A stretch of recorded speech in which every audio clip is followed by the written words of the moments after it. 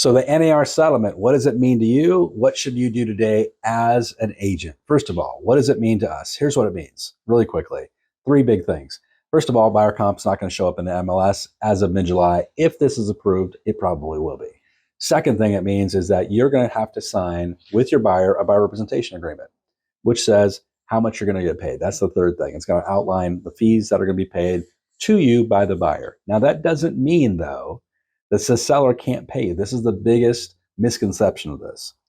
Just because the fee is not going to show up in MLS doesn't mean sellers won't still agree to pay it. This is something specifically that was in the NAR proposal. I'll read it to you. It said, NAR said the proposal would allow sellers and their listing agents to continue offering compensation for buyer broker services. That's clear. It's just not going to show up in MLS.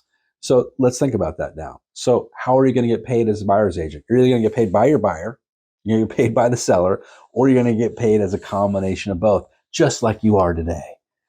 It's not like a big radical change in the way you're getting paid today. The only change is going to be how we negotiate that payment, right? And that's going to be the big kicker here. So what you're going to start to see, in my opinion, is that these compensation conversations are going to be transaction specific, right? So you have a buyer representation agreement and you say with your buyer, hey, I'm going to charge you X, let's call it 1%, 2%, 3%, whatever the number is, whatever you decide, not price fixing. And then your buyer says, I want you to try to collect that from the seller on my behalf. So let's put another offer. So what you're going to see is a lot of offers. In fact, I'm going to say I believe it'll be most offers will include language that'll say, hey, this offer is subject to the seller paying for X percentage of the buyer representation fees, right? That'll be common. I also think it's going to be super common that sellers will proactively still continue to offer buyer representation fees to be paid. It just won't show up in MLS.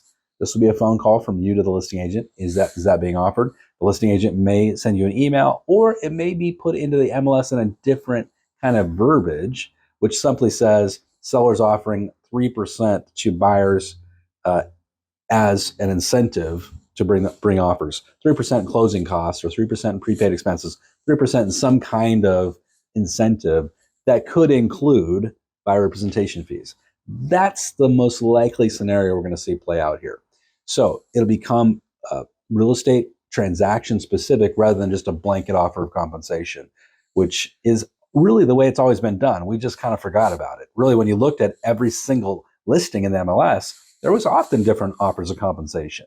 This is just going to make this come off the MLS and become a part of the offer negotiation.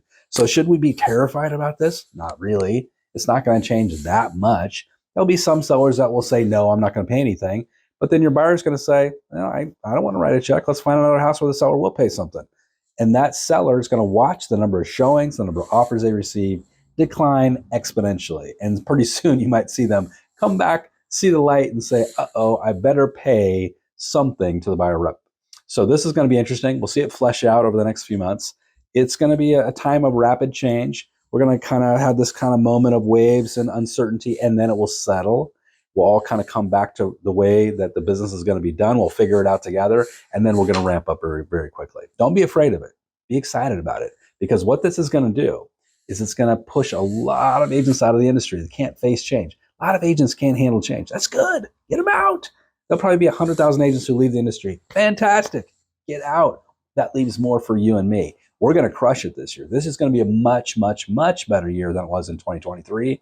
Not just because of interest rates, because the agents that are still working, that just went through the worst number of transaction volume in 29 years in 2023, that survived that market, now coming in, interest rates are getting better, the market's stabilizing, the economy is strong. You're going to crush it. It's going to be a great year. Get excited. I'm excited for you, and keep watching. Love to see you back here soon. Have a great day and good selling.